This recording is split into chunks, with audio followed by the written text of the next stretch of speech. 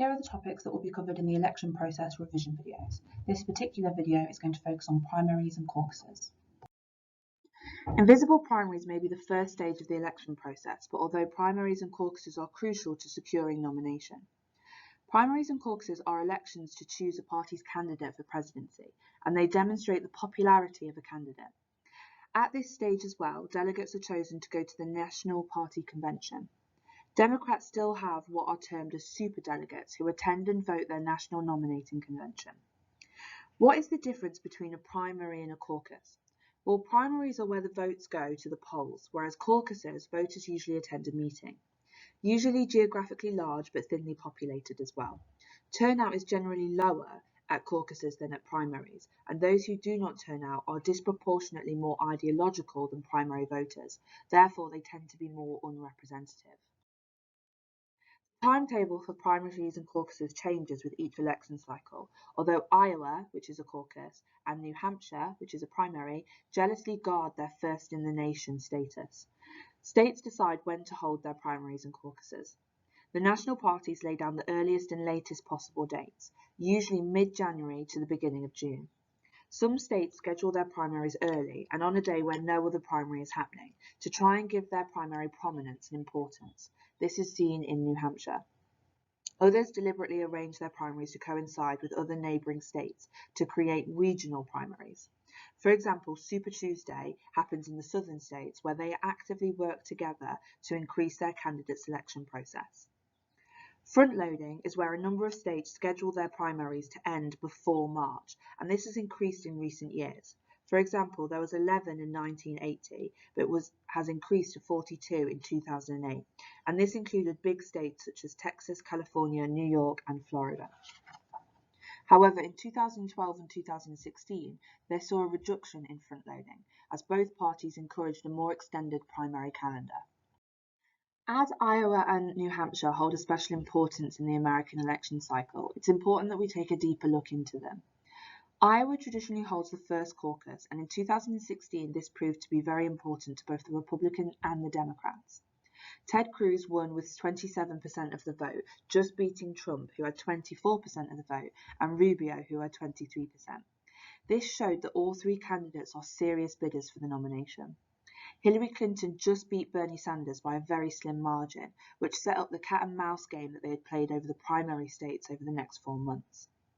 The Iowa caucus's record of predicting the eventual nominee is fixed. For example, for the Democrats, no candidate has won their presidential nomination without first winning the Iowa caucus since 1992. However, in terms of the Republicans, only 2 Iowa winners out of the 7 have gone on to become the nominee. Iowa has been leading other states in recent years, voting for the winning candidate in 6 of the last 7 elections. Now let's take a quick look at the New Hampshire primary. Traditionally, it said that no candidate could win the presidential nomination, let alone the White House, without first winning the New Hampshire primary. However, this has been less true in recent elections. Bill Clinton in 1992, Bush in 2000, and Obama in 2008 failed to win their party's primary in New Hampshire, although Trump did do this in 2016. However, the amount of time that the candidates spend in the state alongside the media's attention make it a critical primary still. This early primary is important because it helps match expectations. For example, how well do the candidates do in relation to what is expected? The best example of this is Bill Clinton, who was expected to do badly in the 1992 New Hampshire primary after serious allegations of womanizing, drug-taking, and draft dodging in the Vietnam War. However, after coming second with a respectable 25% of the vote, Clinton was able to claim his comeback hit status, which was crucial for his presidential campaign. You'll be expected to provide examples in an exam answer of specific primaries and caucuses. I'm going to focus at the 2020 Democratic primary that you can then use in your exam answers. The Democrat primary started out with no clear frontrunner and 29 candidates in the running. These included a record 6 women and the first openly gay major party candidate alongside 2 billionaires. The initial field was therefore wide and diverse. The contest was long and grueling in the early stages. Candidates steadily fell by the wayside, and the surviving candidates saw endorsements from them all. Eventually, though, the contest came down to 2 ideals, the heart and the head of the Democrat Party. The favourite to take on the conservative populist President Trump was veteran Vermont Senator Bernie Sanders, who had previously challenged Hillary Clinton in the primaries of 2016. The more mainstream favourite, however, was Joe Biden. Though he was a political insider and unlikely to enthuse the radical wing of the party, many realised he was probably the best placed to make some progress with the crucial blue-collar states like Michigan. The Democrats needed to win these states in order to achieve presidential victory. Biden, however, initially performed poorly, coming in fourth in Iowa and fourth in New Hampshire as well. His luck began to change in South Carolina when he got the endorsement of African-American Congressman Jim Clyburn, who is one of the most powerful Democrats in that state. A strong showing there renewed his political viability, which was again reinforced by his winning 10 out of the 14 Super Tuesday contests in the South. Biden's campaign gained pace, and he picked up endorsements from others as they dropped out of the race. Despite diversity in the party base, the Democrat frontrunners were two white men in their 70s. In the end, Sanders suspended his campaign in April 2020, and Biden emerged victorious. The contest revealed how different candidates appealed to different groups. Sanders scored highly with younger voters and some Hispanics, while Biden scored highly with African Americans and blue-collar voters. Before we take a deeper look into what primaries are and the different types of primaries, I'm just going to make a quick note about delegates. The goal of a primary is to choose the party's candidate for the president.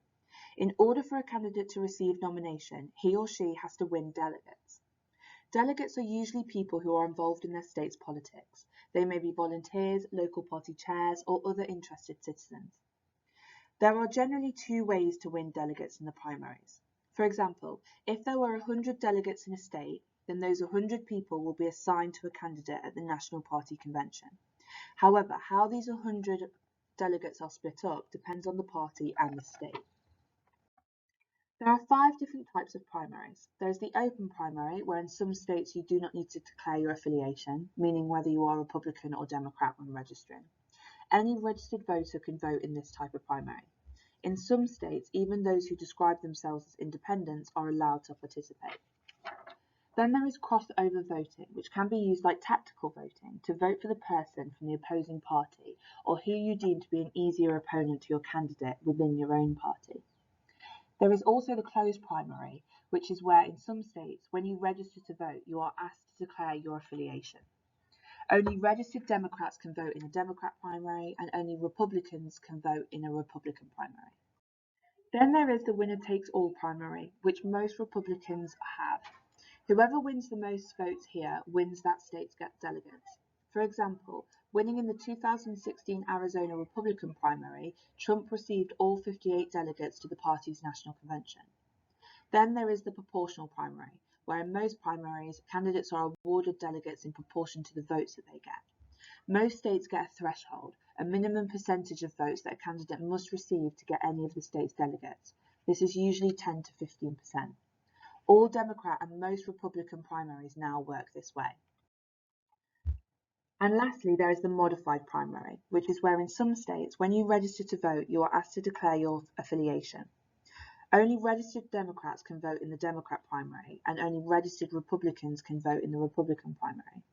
But they also allow those who have registered as independents to vote in either party's primary. When an incumbent president is running for re-election, the primaries for the president's party go on with little or no coverage at all. Furthermore, some states don't bother with a primary under such circumstances. For example, in 2012, when President Obama was re-elected, running as the Democratic president, Virginia, South Carolina, Florida, and New York did not run a Democrat presidential primary. Incumbent presidents are usually re-nominated by their parties without any serious opposition. However, this is not always the case. For example, Obama failed to reach 60% of the Democratic vote in some states that did hold primaries, such as Arkansas, where he received 58% of the vote, and Kentucky, where he also received 58% of the vote. Furthermore, some incumbent presidents face significant opposition from within their own parties, and therefore primaries and caucuses are hard fought. For example, in 1976, Republican President Gerald Ford faced a strong challenge from the former governor of California, Ronald Reagan. Although when this happens, the incumbent president tends to fight off their challengers, they tend to go on to lose their general election. This is because they have clearly showed weakness in leadership and in the party before any real opposition from the other party has begun. Let's break down the main advantages of the primary and caucus system, starting with the advantages. It boosts the opportunities for political participation as it allows ordinary voters to choose their party's candidates. It also allows political outsiders to run for major office, Trump being a prime example of this. Less well-known candidates can build up momentum and name recognition over time. In a democracy, surely it is better to let the people choose than to leave it to party hacks and the political establishment. The staggered length of primary campaigns enables a wide range of states to influence the outcome, especially as larger states such as New York sometimes tend to vote later on. Caucuses provide an opportunity for ordinary voters to discuss the relative merits and weaknesses of candidates and promote political engagement and awareness of issues. Now let's look at the disadvantages of the primary and caucus system. It increases the focus on candidates as opposed to a party or policies, and it exacerbates divisions and divides within the parties. For example, Bill Clinton and Bernie Sanders had intense opposition in 2016. Many debates are heated and often become personal. Outsiders can lack the DC connections and experience necessary for such a demanding job. Insiders often win the nomination. Witness former Vice Presidents George H.W. Bush in 1988 and Joe Biden in 2020. In March 2016, the Pew Research Center poll had just 35% of voters said that primaries are a good way of selecting the best qualified nominees. Turnout here is also pretty low. Few political professionals are better placed to understand candidates' true qualities, especially those required for government as opposed to campaigning. The general public is bombarded by political ads and campaign slogans. Primaries add to the overall cost and length of the campaigns and increase voter fatigue. States later in the timetable play a minimal role in influencing the outcome. Too much importance is placed on the two earliest states, Iowa and New Hampshire, which are demographically untypical of the wider US. Caucus meetings lack voter secrecy and involve a lengthy time commitment and are not suited to the modern age of politics. Before we move on to the next stage of the election process, a quick note on superdelegates. Superdelegates have been used since 1984, and all of the delegates they make up are just 15%. They include Democrat members of Congress, governors, activists, and Democrat National Committee members. They do not have to vote for the candidate who won the primary or caucus in their state. For example, in 2016, superdelegates from the states where Bernie Sanders had won the primaries nevertheless cast their vote for Hillary Clinton.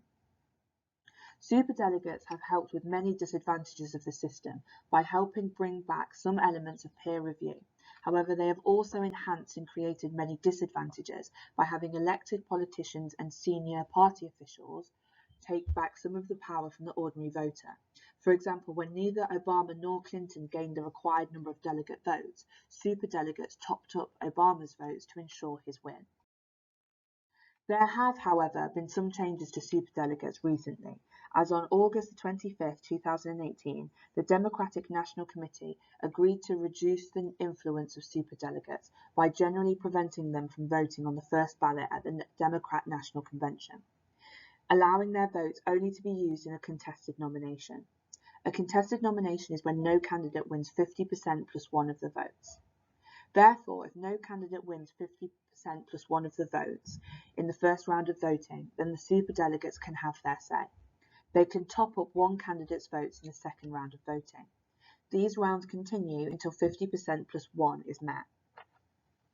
Superdelegates make decisions when a Democrat candidate does not reach an absolute majority of 50% plus one. But what happens with the Republicans? It is an absolute majority in their case. It has to be 50% plus one. If no candidate gains an absolute majority in the first ballot, balloting continues until one candidate does. This is called a brokered convention. During these ballots, delegates become free agents and are no longer committed to voting for a certain candidate. As with many areas of controversy in politics, there have been a number of thoughts on how to replace this flawed system. David Atkins suggested a 5-point plan to reform the nomination process in 2016. He suggested that they abolish the caucuses and replace them with primaries, thereby increasing participation levels and making voters more representative of the electorate as a whole. Secondly, do away with closed primaries, thereby encouraging voters not allowed with one of the two major parties to participate. Thirdly, rotate the order of primaries to engage geographic and demographic diversity. Tie superdelegate votes to the primary results in their respective states, thereby stopping them from potentially overturning the will of the actual voters. And finally, allow candidates to select their own delegates, thereby preventing the possibility of delegates failing to support the candidate at the convention.